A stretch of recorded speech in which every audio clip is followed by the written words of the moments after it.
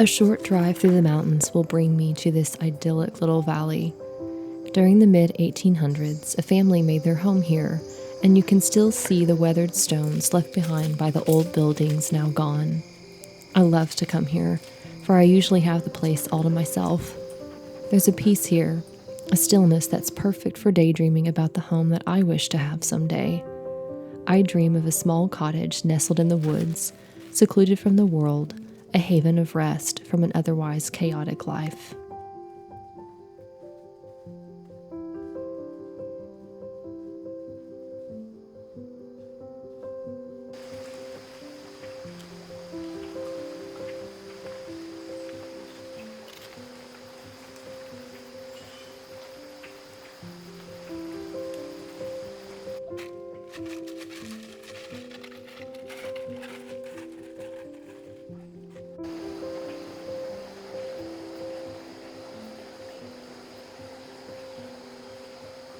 I have an old soul and often feel displaced, as if I was born in the wrong century. While no era of history is perfect, I find myself more at home when my life can reflect more of an old world aesthetic and worldview. Perhaps that is why I always loved historical fiction as a child. Even then, I used to wish that I could somehow escape on a temporary adventure in another time and place, a wish that has followed me into womanhood.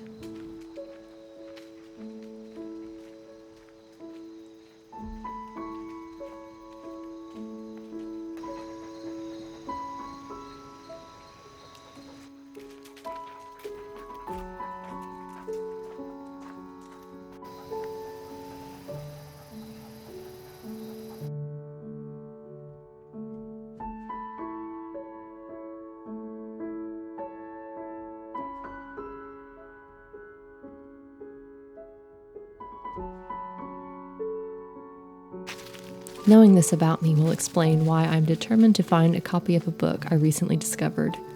Titled The Dictionary of Obscure Sorrows, this unusual volume contains brand new words for describing some of our deepest, most nuanced human emotions, things we feel but can't put into words for others.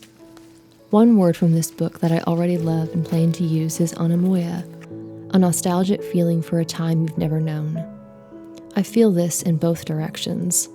There's always been a nostalgic draw towards the past in my heart, but lately there's been a pull forwards too, a nostalgia for a life ahead of me, a time yet to come.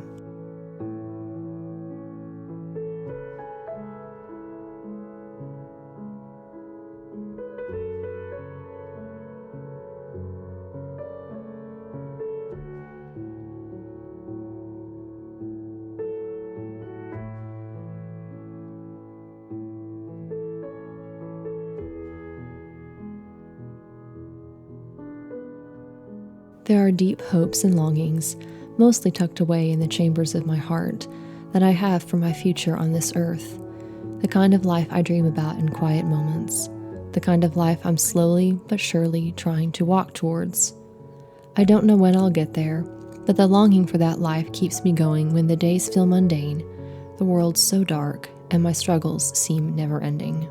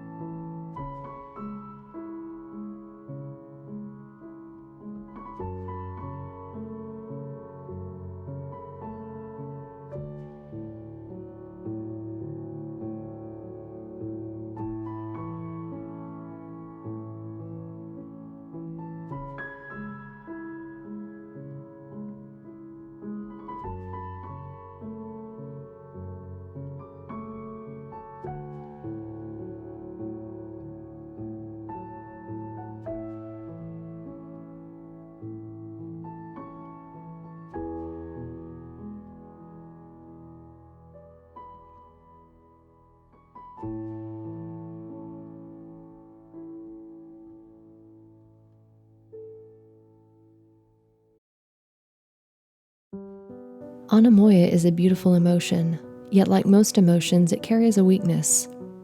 I don't want my longing for another time to keep me from being fully present where I am now, for there are joys to be had, beauties to be discovered, and lessons to be learned right here in this very moment. There are opportunities to love and serve today, and I don't want to rush past them.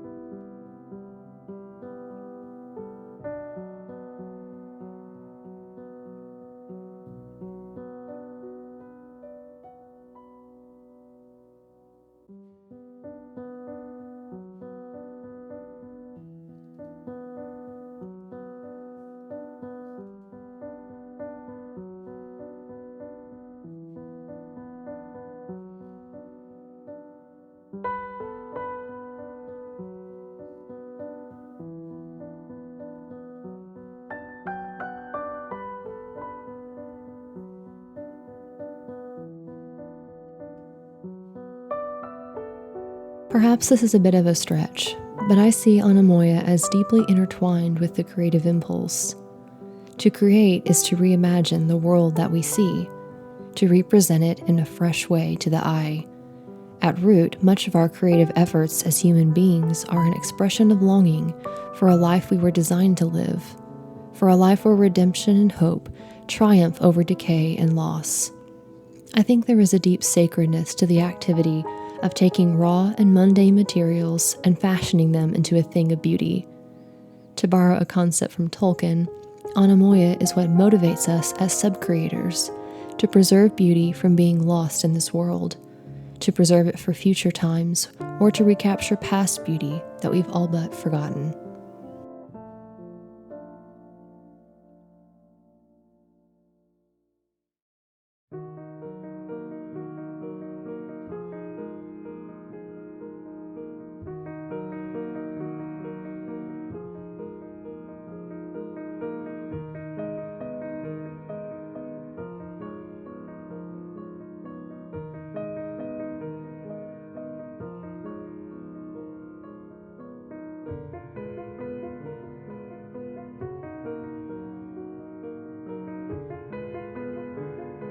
In a poem titled Mythopoeia, Tolkien hints at the impulse of Anamoya as he describes the pathos of mythmakers. My favorite lines read, "They have seen death and ultimate defeat, and yet they would not in despair retreat, but oft to victory have turned the lyre and kindled hearts with legendary fire, illuminating now and dark hath been, with light of suns as yet by no man seen."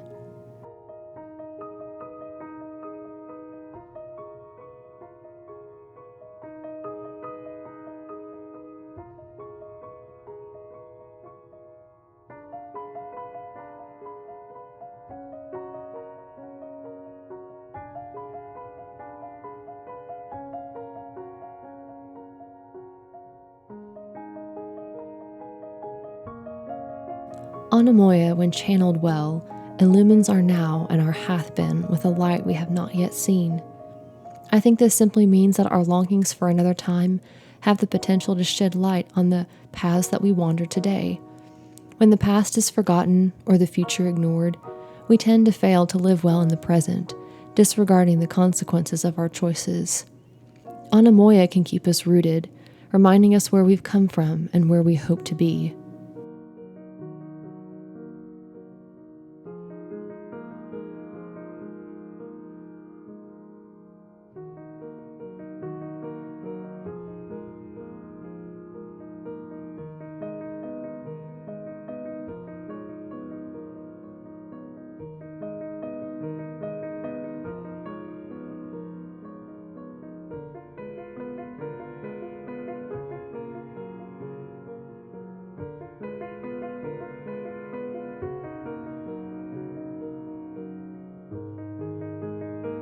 Wherever you are in your wanderings, let Anamoya bring you comfort and guidance in an otherwise confusing present.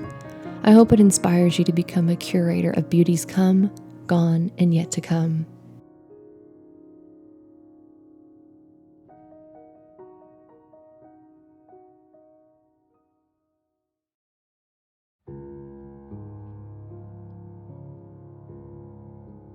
If you're watching this in the morning, I hope you have a lovely day. And if you're watching this before you go to sleep, I hope you have sweet dreams. I will see you next time.